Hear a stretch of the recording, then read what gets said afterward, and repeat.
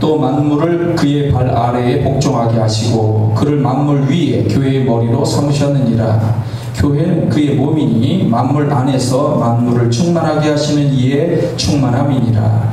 그는 허물과 죄로 죽었던 너희를 살리셨도다. 그때 너희는 그 가운데에서 행하여 이 세상 풍조를 따르고 공중의 권세 잡은 자를 따랐으니 곧 지금 불순종의 아들들 가운데서 역사하는 영이라.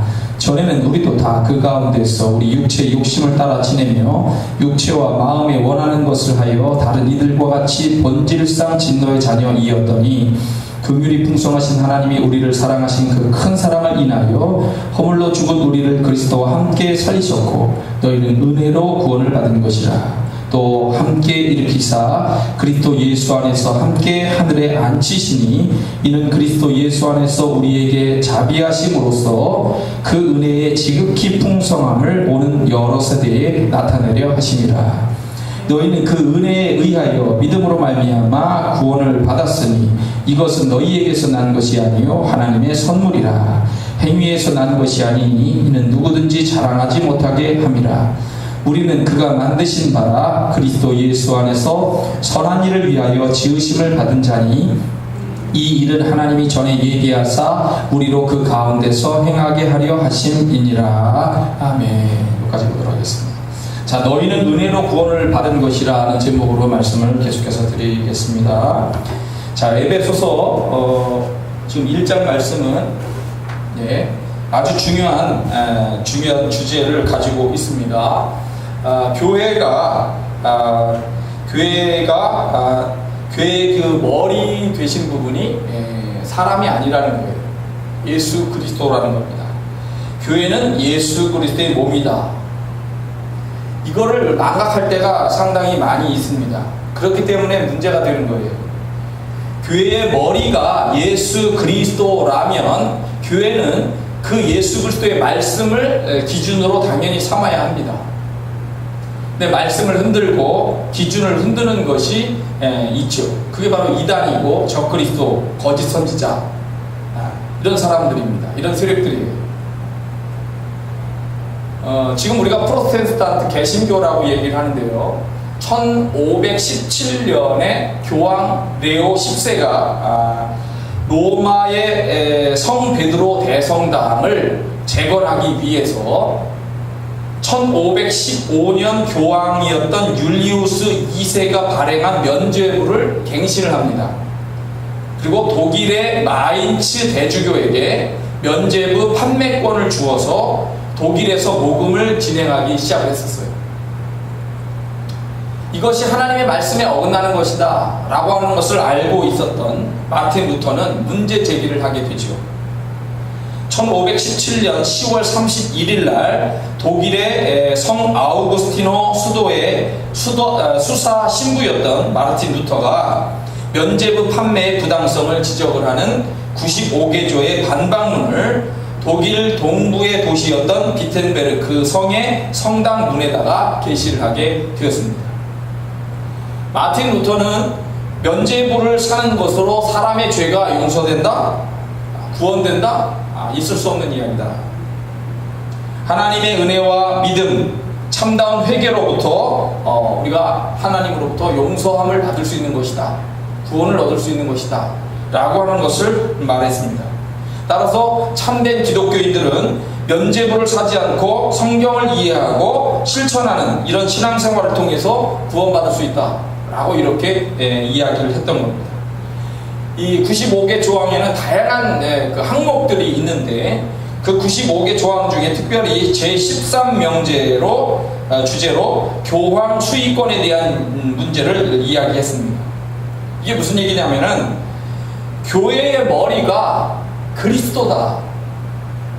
그렇기 때문에 지상에서 우리가 교황권이라고 하는 우두머리를 특별히 세우지 않아도 된다. 교황권을 세우지 않아도 된다. 교회는 그리스도를 향한 신앙의 반석 위에 세워져야 된다 라고 하는 이런 태도였습니다. 그러니까 교황의 권위에 대한 것을 깎아내릴 수밖에 없죠. 왜냐하면 이 교황이 잘못된 생각으로 그런 면죄부를 판매를 인정하고 그리고 하나님의 말씀에 어긋나는 일을 하고 있기 때문에 이 세력이 없어져야 된다라고 생각을 하고 있는 거죠. 교황권이 절대적이다? 아니다. 절대적이지 않다. 신성한 권리를 갖고 있다? 신성한 권리를 가지고 있지 않다. 교황도 성경의 권위에 복종해야 된다라고 선언을 한 겁니다. 종교개혁의 4대 중요한 그래서 명제가 오직 믿음, 오직 은혜, 오직 성서, 오직 그리스도입니다. 한번 따라서 하겠습니다. 오직 믿음, 오직 은혜, 오직 성서, 오직 그리스도. 이 네 가지를 이야기하고 있는 것은 지금 카톨릭이 그렇게 가르치고 이야기하고 있지 않기 때문에 그런 이야기를 한 겁니다. 그러니까 카톨릭은 교황과 그 가르침과 그 방향이 오직 믿음을 향하고 있지 않다는 거예요. 오직 믿음을 향하고 있지 않다는 거예요. 행위를 자꾸 강조하는 거죠. 은혜보다도 노력을 강조하는 겁니다. 성서보다 교황의 교지가 더 중요하다. 그리스도보다 교황이 더 중요하다. 또는 마리아 숭배, 마리아를 더 강조하고 마리아에 대해서 다른 이야기를 하죠. 교황은 마치 인간이 아닌 것처럼 교황 무오설. 교황은 절대로 잘못할 수가 없다. 이런 주장을 하는 거예요. 여러분, 교황이 인간인데 잘못할 수가 없는 겁니까? 죄를 짓지 않습니까? 교황도 잘못할 수 있다. 하물며 지금은 하나님의 말씀에 없는 이야기를 그렇게 면죄부라고 하는 걸 해서 팔고 있다. 교황이 잘못할 수 있다. 교황의 권위가 절대적이지 않다. 신도 아닌데. 그 다음에 마리아를 숭배하잖아요. 카톨릭에서는 점점 마리아를 중요하게 생각을 해가지고 그리스도가 해야 될 역할을 마치 마리아가 하는 것처럼 마리아가 원죄가 없이 태어났다라고 얘기합니다. 원죄가 없이 태어났다. 그리고 마리아가 승천했다는 승천설까지 있어요. 구원을 위하여 예수 그리스도께서 하나님과 우리 사이에 다리를 놓는, 제사장으로서 다리를 놓는 역할, 이 중재를 한 것을 그리스도에게 하신 거다 이렇게 표현을 안 하고 마리아가 그 역할을 하는 것처럼 이렇게 마리아의 중요성을 그런 식으로 표현을 해버려요. 이런 비성서적인 전통을 이어가고 있는 것입니다. 그렇기 때문에 이런 것에 대해서 개신교는 받아들일 수가 없다라고 이렇게 얘기를 하는 거죠. 최근에 프란치스코 교황이 한 2-3년 됐던가 그렇습니다. 프란치스코 교황이 비성서적인 주장을 자꾸 했어요. 비성서적인 주장을. 왜냐하면 이 사회가 이제 발전하면서 여러 가지의 사회적인 이슈들이 등장을 하게 되는데 그것을 성서적으로 답을 해야 될 교황이 비성서적인 답을 자꾸 하면서 문제가 심각해지니까 많은 추기경과 신부들이 성명까지 내면서 교황이 엉뚱한 소리를 자꾸 하니까, 비성서적인 소리를 자꾸 하니까 교황답지가 않다는 얘기를 하는 거예요. 더군다나 최근 며칠 얼마 되지 않았습니다만 교황이 성경을 없애야 된다라고 얘기를 했습니다. 기존의 성경을 취소하고 새로운 책을 만들라라고 얘기했습니다. 성경이 완전히 시대에 뒤떨어져 있으며 급진적인 변화가 필요하다. 그래서 성경 말고 다른 걸 만들어라 라고 이렇게까지 얘기를 했습니다. 자, 우리는 이러한 성경을 하나님의 말씀으로 절대적인 기준으로, 그래서 정경, 잣대, 우리 삶의 기준이 되는 말씀으로 생각을 하는데 지금 카톨릭의 수장인 교황은 전혀 엉뚱한 얘기를 하고 있다는 거예요. 그리고 우리 주변에 많이 있는 이단들을 보세요. 이단들은 자신의 교주가 하나님의 대리자다, 선지자다, 하물며 자기가 그리스도다, 자기가 성령이다 라고까지 하면서 그렇게 그들을 우상시하고 있는 거죠. 이게 문제인 거예요. 이런 행태는 교회의 머리 대신 예수 그리스도의 권위를 깎아내리거나 그 권위에 도전하는 적그리스도적인 행위들이라는 거예요. 그래서 666이라고 하는 그 숫자 배열을 따지면은 교황이라고 하는 그 숫자 배열도 666에 해당합니다. 그래서 우리가 나폴레옹이 제1 적그리스도, 히틀러가 제2 적그리스도, 제3 적그리스도가 교황이다. 왜? 종교적인 통합을 통해서 세계를 장악하려고 하는 그런 음모를 가지고 있기 때문에 교황이 제3 적그리스도다. 우리가 말세에 나타나게 될 그런 가장 확률이 높은 그러한 그리스도로 교황을 이야기하는 것이 바로 이런 이유도 들어가게 되는 겁니다. 요한일서 2장 22절 말씀, 거짓말하는 자가 누구냐? 예수께서 그리스도이심을 부인하는 자가 아니냐? 아버지와 아들을 부인하는 그가 적그리스도다. 요한일서 4장 3절, 예수를 시인하지 아니하는 영마다 하나님께 속한 것이 아니니 이것이 곧 적그리스도의 영이니라. 오리라 한 말을 너희가 들었거니와 지금 벌써 세상에 있느니라. 요한 2서 1장 7절, 미혹하는 자가 세상에 많이 나왔나니 이는 예수 그리스도께서 육체로 오심을 부인하는 자라. 이런 자가 미혹하는 자요 적그리스도다. 여러분, 교회의 머리가 되신 것이 어떤 우리 감리교회 감독 체제, 감독이 아닙니다. 또 목사가 아닙니다. 예수 그리스도이십니다. 우리는 예수 그리스도를 모시고 교회가 있는 것이지, 목사를 모시고 무슨 감독을 모시고 또 다른 어떤 누구를 모시고 교회가 존재하는 것이 아닙니다. 그 아래에 복종해야 되는 거예요. 예수 그리스도에게 복종해야 되는 거예요. 이게 교회론의 아주 기본적인 아주 핵심인 겁니다. 그렇기 때문에 이거를 우리가 지금 그 에베소서 말씀을 통해서 보고 있지만 이것이 시대가 지나가면서도 아주 중요한 문제예요. 교회라고 하는 걸 생각할 때마다 정말 중요한 문제예요. 교회의 방향과 목표와 이것이 항상 그리스도에게 초점이 맞춰져 있어야지 다른 것에 초점이 맞춰져 있으면 안 된다는 거예요. 자, 그 다음에 두 번째, 오늘 2장 말씀을 계속해서 봅니다. 2장 말씀을 보니까 2장에 그리스도를 통해서 받은 새 생명에 대하여 말씀을 하고 있습니다. 맨 처음에 말씀을 보니까 인간이 세 가지 문제 속에 살고 있다는 겁니다. 세 가지 어떤 문제를 갖고 있느냐. 1절을 보니까 그는 허물과 죄로 죽었던 너희를 살리셨도다. 자, 예수 그리스도는 허물과 죄로 죽었던 우리를 살리셨는데 인간이 어떤 문제 속에 있느냐? 허물과 죄 가운데 있다는 거예요. 자, 허물이라고 하는 말은 파라푸토마, 그래서 정로에서 떨어지다. 가야 될 방향, 이 기본 길에서 이렇게 떨어졌다, 곁으로 비껴났다, 대열에서 이탈했다 라고 하는 뜻입니다. 부주의하여 진리에서 떠나는 것이나 잘못된 경향성을 가지고 있다는 겁니다. 우리가 그럴 수 있죠. 저도 군대에서 그런 적이 있었어요. 대열을 이제 대열하고 같이 가야 되는데, 제가 한번 언젠가 얘기했던 적이 있었던 것 같은데, 군대에서 이제 장교 훈련을 받다가 제가 환자조에 꼈어요. 환자조. 왜냐면 야간 사격을 하러, 권총 사격을 하러 가다가 야간에 그 바닥에 파져 있는 참호 속으로 들어가는데 참호 안에 이 계단이 있는데 계단이 안 보이잖아요. 새카마니까. 불이 희미하게 켜져 있는 상황에서 이제 이렇게 들어가다 보니까 그래서 발로 이렇게 딱 닿는데 뒤꿈치가 계단의 끝에 닿고요. 앞쪽으로 이게 발이 이제 공간이 많이 있으니까 앞으로 나가면서 확 이렇게 발이 젖혀진 거예요. 그래서 여기 인대가 이제 늘어나면서 제가 발을 한참 동안 잘 못 쓰고 이렇게 겨우 걷는 그런 상황이었지만 훈련에 빠지지 않고 잘 열심히 참석을 했습니다. 그러다 보니까 행군을 가게 되는데 행군에 갈 때 이제 환자조에 신청을 했죠. 다리가 안 좋으니까. 근데 결국 하여튼 그냥 갔어요. 40여 킬로를 그냥 걸어갔죠. 근데 이제 가다 보면 제가 걸음이 늦어지니까 뒤처지는 거예요. 뒤처지니까 대열이 앞으로 가고 제가 이제 뒤를 따라가죠. 그 사람들이 쉽니다.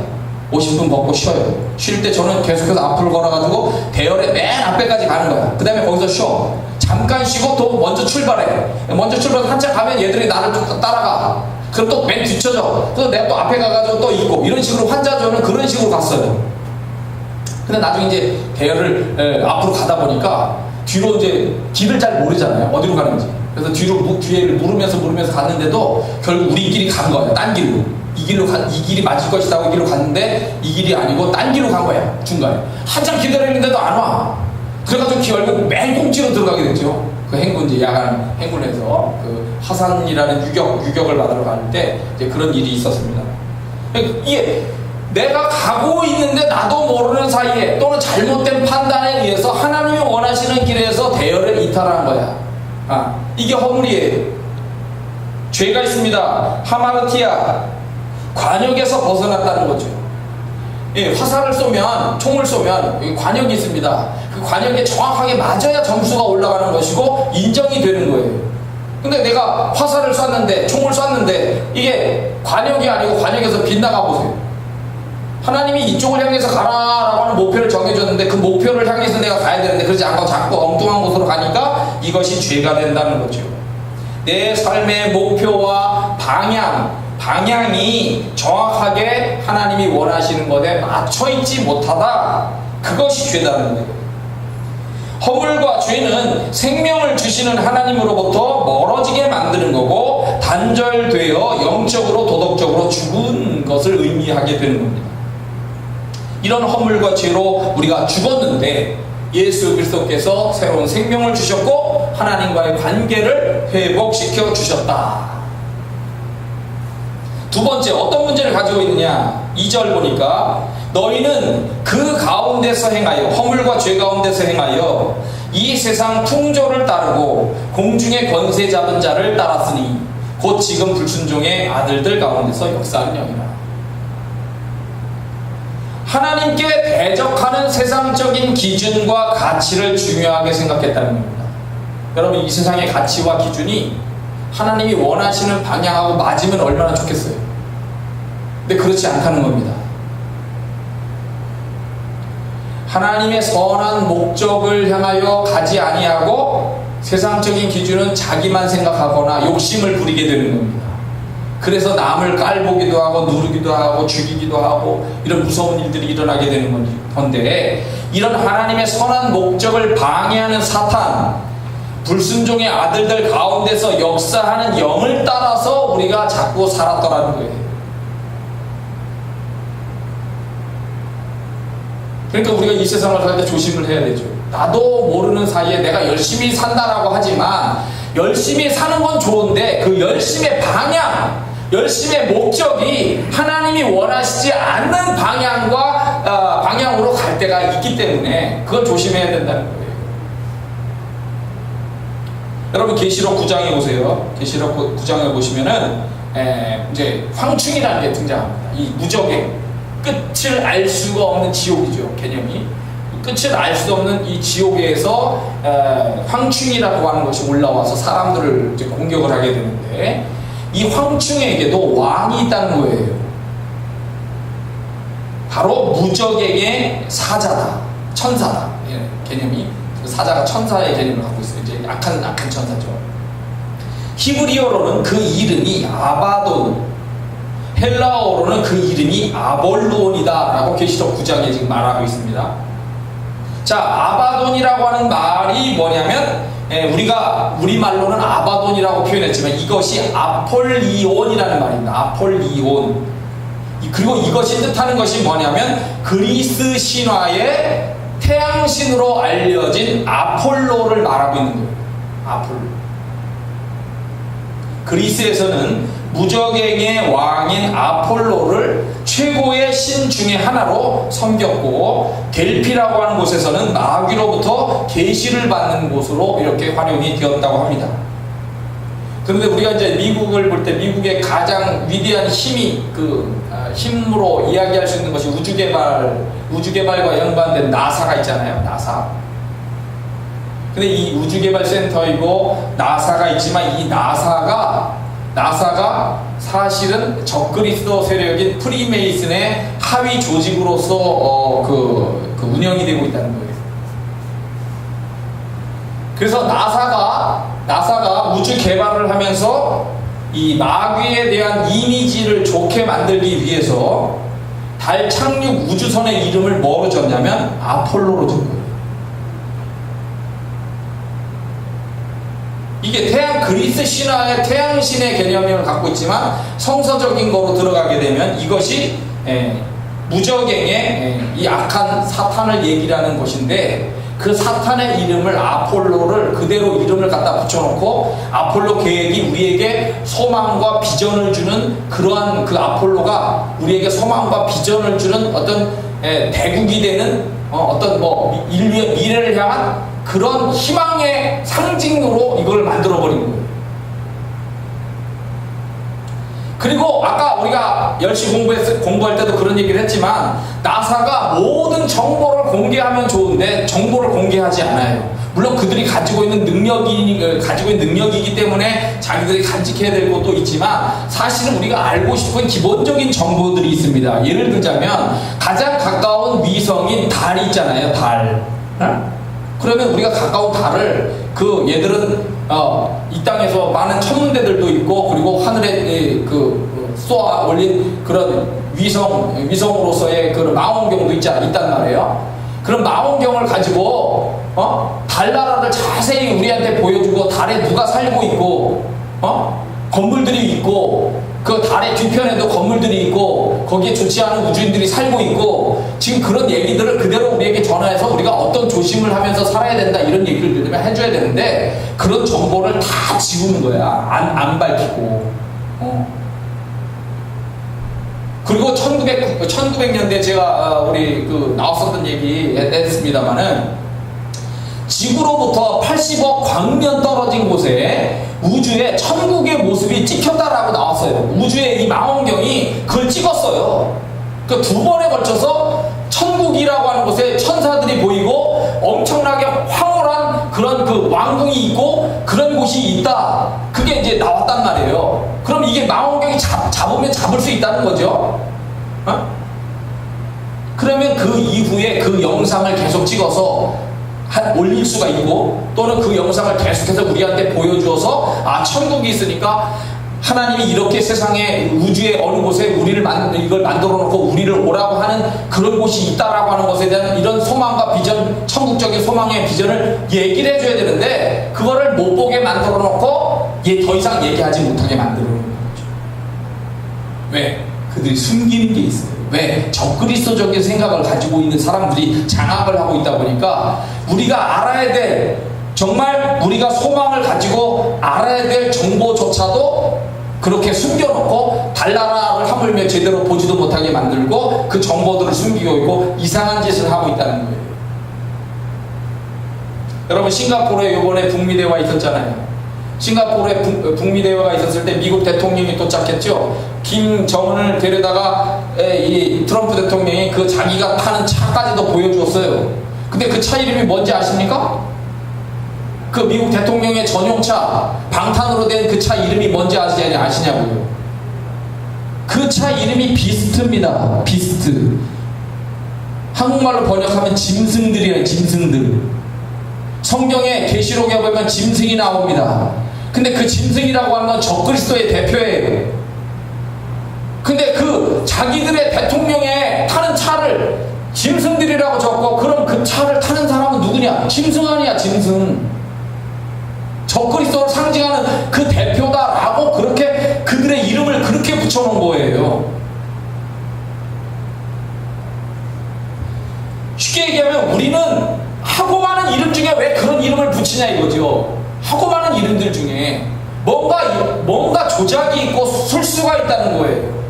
따라서 우리는 알게 모르게 하나님을 대적하게 만들고 하나님에 대한 소망을 잃어버리게 만들고 하나님에 관한 것을 가려놓고 인간에게 해를 끼치는 것을 가리고 속이면서 하여튼 우리를 나쁜 쪽으로 몰아가고 있는 어떤 세력들의 장난에 의하여 우리가 이렇게 조정되고 있다는 거죠. 그걸 알아야 된다는 거예요. 그걸 조심해야 된다는 겁니다.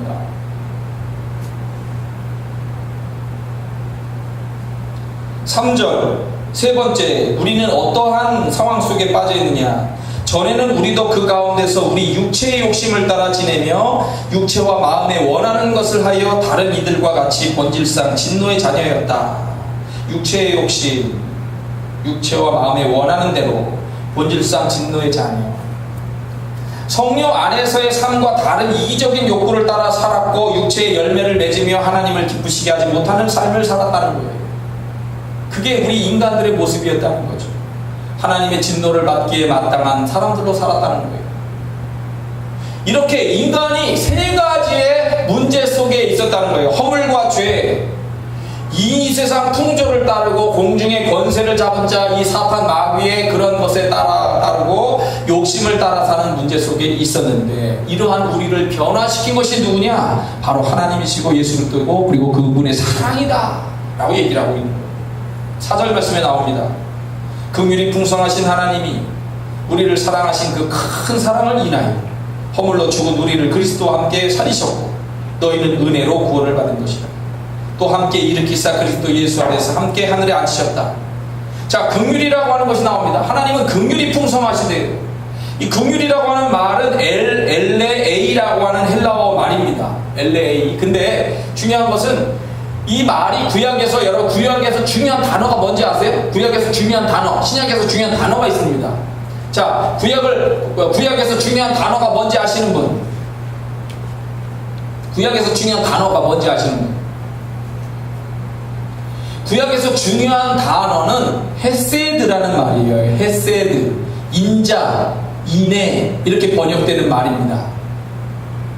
헤세드, 구약에서 인자하심, 하나님의 인자하심으로써 우리를 포용하시는 거죠. 죄인을 포용하시는 하나님의 은혜가 있는 거예요. 긍휼로도 번역할 수 있어요. 이 헤세드라는 말을. 그 구약에서 헤세드가 중요하고 신약에서 중요한 말은 아가페, 사랑이라는 말이에요. 이게 같이 연관이 되죠, 물론. 근데 하나님은 이 긍휼이 풍성하시다는 거예요. 인자하심이 풍성하시다는 거예요. 그래서 우리에게 하나님은 언약을 지켜주시고 사랑을, 죄인들에 대해서 사랑을 베풀어 주시기 때문에 그 사랑 안에서 우리가 회복이 될 수 있는, 치유가 되고 고침을 받고 변화될 수 있는 거라는 거예요. 로마서 5장 8절, 우리가 아직 죄인 되었을 때에 그리스도께서 우리를 위하여 죽으심으로 하나님께서 우리에 대한 자기의 사랑을 확증하셨다. 하나님의 사랑이 그렇게 나타난 것, 증거가 된 거예요. 왜냐? 그 인자하심이 크기 때문에, 긍휼하심이 크기 때문에, 풍성하기 때문에.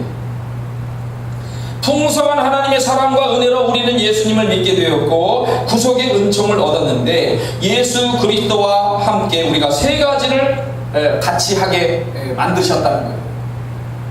우리가 세 가지 나쁜 문제를 가지고 있었는데 하나님의 풍성한 사랑으로 예수 그리스도와 세 가지를 같이 하게 되었다. 어떤 세 가지냐? 첫째, 그리스도와 함께 우리를 살리셨다는 거예요.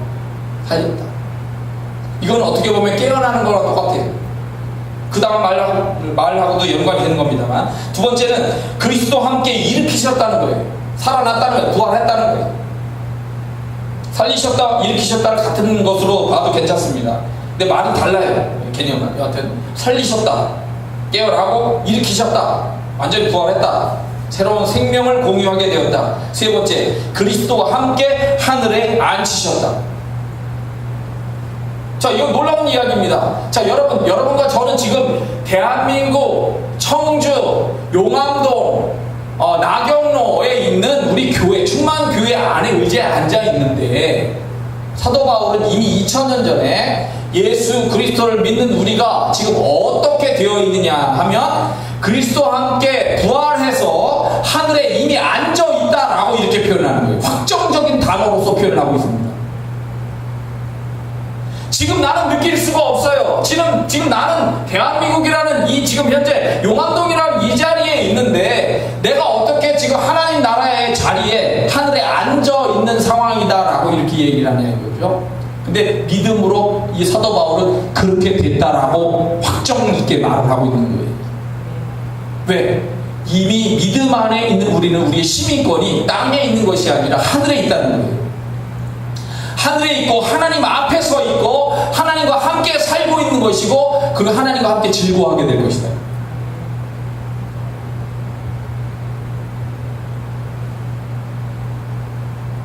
이 믿음의 확실성을 우리가 갖고 살아야 되는 거죠. 그죠? 감사해야 되는 거고요. 그죠?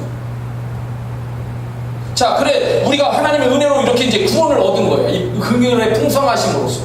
근데 이게 목적이 있습니다. 자, 그러면 우리를 이렇게 깨워서 세워서 부활해서 하나님 나라의 시민권을 가진 사람으로서 이렇게 앉혀놓으셨는데, 그 목적이 도대체 뭐냐?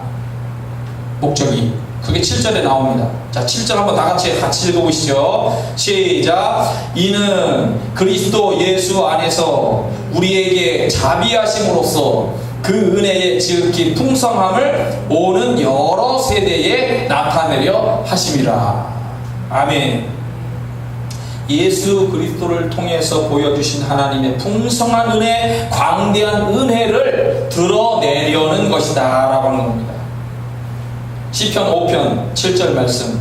오직 나는 주의 풍성한 사랑을 힘입어 주의 집에 들어가 주를 경외함으로 성전을 향하여 예배하리이다. 시편 130편 7절 말씀. 이스라엘아 여호와를 말할지어다. 여호와께서는 인자하심과 풍성한 속량이 있습니다. 여호와께서는 인자하심과 풍성한 속량이 있습니다. 이런 하나님의 풍성함을 우리 이 죄인들을 구원해 주시는 은혜를 통하여서 나타내려고 한다는 거예요. 그러니까 우리가 그런 것을 선교로서 전도로서 또 알리는 그런 역할을 해야 되는 거죠.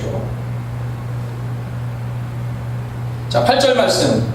너희는 그 은혜에 의하여 믿음으로 말미암아 구원을 받았으니 이것은 너희에게서 난 것이 아니요 하나님의 선물이라. 행위에서 난 것이 아니니 이는 누구든지 자랑하지 못하게 함이라.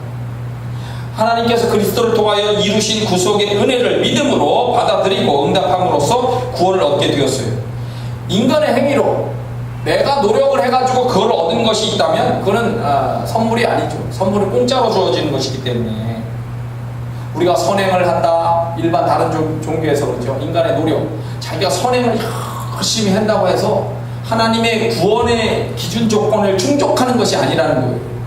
쉽게 얘기하면 여기와 여기에 이렇게 절벽이 있는데 이쪽에서 이쪽으로 건너가려고 하는 게 하나님이 이렇게 구원을 이루도록 만들어줄 때 우리가 여기로 건너갈 적에 우리의 어떤 노력이나 선행을 통해서 철학이나 무슨 생각, 지식을 통해서 지혜를 통하여 어떤 방법으로든 하나님이 원하시는 여기에 이 계곡을 건너갈 수가 없다는 이야기예요.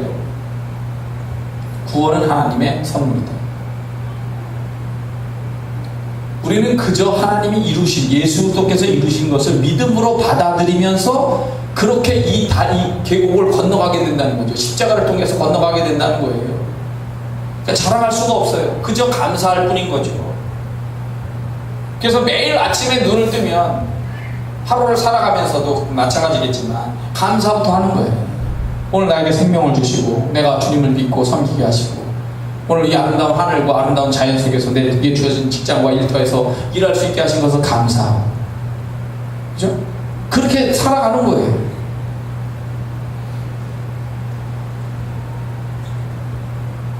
자, 마지막 10절입니다. 우리는 그가 만드신 바라 그리스도 예수 안에서 선한 일을 위하여 지으심을 받은 자니 이 일은 하나님이 전에 예비하사 우리로 그 가운데서 행하게 하려 하십니다.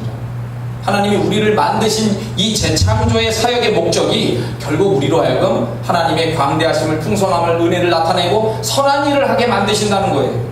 선한 일을 구원을 얻기 위해서 하라는 것이 아니라 구원받은 자로서 하나님의 은혜에 감사하여서 순종하는 열매를 거두어야 된다는 거예요. 황수관 박사님이 재미난 얘기를 해준 적이 있었어요. 그 뇌충에 관한 이야기입니다. 여러분 개미를 보세요. 개미가 크나요? 개미가 이 손가락 마디 하나 정도밖에 되지 않아요. 그죠? 작습니다. 근데 그 자그만 개미의 뇌가 얼마나 크겠어요? 이 손가락 한 마디 정도에서 개미의 머리를 따진다면 한 몇 미리밖에 안 될 겁니다. 그죠? 개미의 머리 속에 있는 뇌로 얘기하면 뭐 1mm나 2mm밖에 안 될 거라고 생각이 들어요. 그죠? 근데 질문을 해보는 거예요. 그럼 그 개미의 머리에 뇌가 있는데 그 뇌 안에 바이러스가 충이 있을까요? 라고 하는 거죠. 근데 있다는 거예요. 그 2mm밖에 안 되는 1mm밖에 안 되는 자그마한 뇌를 가진 개미의 뇌 속에도 살아가는 충이 있다는 거예요. 그걸 뇌충이라고 하는 거예요. 뇌충. 자, 이게 원래 이제 개미 뱃속에서 또 올라가는 겁니다. 물론. 근데 자, 이게 어떻게 되냐면 보세요. 자, 이 뇌충이 어디서 사냐면 개미 뱃속에서 원래 산 것이 아니고 양의 뱃속에서만 자라요. 양의 뱃속에서. 개미의 배 속에 있고 뇌로 가게 되는데 이것이 원래 자라가는 것은 개미가 아니고 양이라고요? 자, 양 뱃속에서 어떻게 해서 얘가 양 뱃속으로 들어간다는 얘기지? 자, 이 뇌충이 새끼를 낳으려고 그래요. 내가 번식을 해야 되겠다 생각하는 거지. 얘도 생각을 하는 거야. 야, 우리도 번식을 해야 되겠다 라고 생각을 하면 개미의 뇌로 올라가는 거야. 뱃속에 있다가 개미의 뱃속에서부터 올라가가지고 개미의 뇌로 올라가가지고 개미의 뇌에 호르몬을 쏴.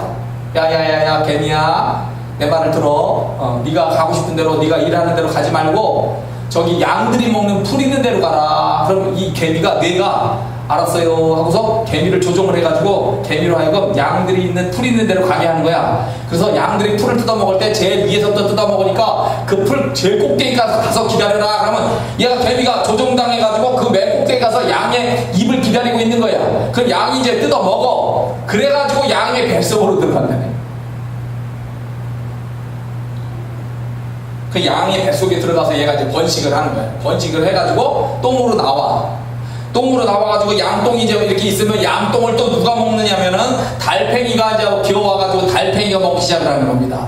그럼 이 뇌충의 그 알들이, 새끼들이 이 달팽이로 들어가요. 달팽이 속으로 들어간 다음에 달팽이가 또 똥을 넣어. 달팽이 똥을 타고 또 나와. 그 달팽이가 눈똥 속에 개미가 먹는 것이 있는데 그 개미가 그걸 먹을 때 그 개미가 주워 먹을 때 입을 통해서 개미 뱃속으로 들어가 있는 거야. 거기서 살다가 개미를 또 조종해가지고 다시 또 양의 뱃속에 들어가서 또 번성하고 또 나와가지고 달팽이를 거쳐서 개미 속으로 들어가고. 희한하죠. 눈에 보이지도 않는데, 우리 눈에 보이지도 않는 거예요. 근데 그 신기하게 그러한 것들이 작동이 된다는 거야. 뇌충도 보이지 않는 그것도 살기 위해서 애를 쓴다는 거야. 살기 위해서 애를 쓴다는 거예요. 근데 믿음의 사람들로 우리가 생각하면 믿음의 사람들이 사는데 어떻게 살아야 되느냐? 풍성하신 하나님의 은혜에 대해서 감사하면서 살고 그거를 통해서 선한 일을 하도록 노력하면서 살아가야 되는 거죠. 우리가 사는 방법은 그 방법이라는 거예요. 뇌충은 그렇게 사는 거고 우리는 그렇게 살아가도록 하나님께서 우리를 구원해 주셨다라고 하는 그런 얘기를 사도 바울이 이야기를 하고 있는 겁니다. 그러니까 내 삶에 선한 일을 해야 되는데 그럼 나는 어떻게 선한 일을 해야 되느냐? 물론 집안에서도 할 수 있어요. 그죠? 집안에서 집안일을 돕는 것도 서로 돕는 선한 일을 하고 있는 것이고, 우리가 하나님 앞에 드리거나 이웃에게 봉사할 적에 항상 생각하는 것이 이런 게 있어요. 11조라고 하면 내가 가지고 있는 것은 11조는 10분의 1인데 그럼 10분의 1을 하나님 앞에 드리고, 또 구약시대에는 10분의 1을 2번 드렸단 말이에요. 10분의 2를 드린 거야. 10분의 1은 제사장에게 드려서 하나님의 일을 위해서 쓰게끔 만들고, 10분의 또 1은 가난하고 고아 어려운 사람들을 이웃을 돕는 일에 또 10분의 1을 쓴 거지. 그러니까 우리가 재물을 가지고 있지만 재물의 10분의 1 정도는 이웃을 위해서 좀 써야 되겠다라고 하는 생각을 갖는 것이 필요한 거예요. 그 다음에 날짜로 따지면은 7일이잖아요. 우리가 일주일 동안에 우리의 삶을 살지만 7일 중에 하루는 우리가 그 주의를 지키면서 하나님께 예배를 하고 영광을 돌리는데, 마찬가지로 내가 일주일에 하루 정도는 적어도 이웃을 생각을 하고 그들에게 뭔가 좋은 일들을 나눈다면, 이건 최소한의 방법이에요. 이런 방법이든지 어떻게 하든지 여하튼 이웃을 생각하며 이 하나님의 은혜를 감사하면서 선한 일을 하기 위해서 힘을 써야 된다. 그것이 바로 하나님께 영광을 돌리는 삶이고 하나님 은혜에 감사하고 반응하는 그런 삶이 되는 것이죠. 이 에베소서의 말씀을 통해서 사도 바울은 우리에게 우리를 왜 구원시켜줬는지, 어떤 상황에서 구원시켜줬는지, 그리고 어떻게 살아야 되는지를 이렇게 말씀을 하고 있는 것입니다. 여러분도 제가 이 구원의 은혜를 감사하고 선한 일을 많이 하여 하나님께 영광을 돌리는 귀한 삶을 살게 되기를 축복합니다. 다 같이 한번 기도하겠습니다.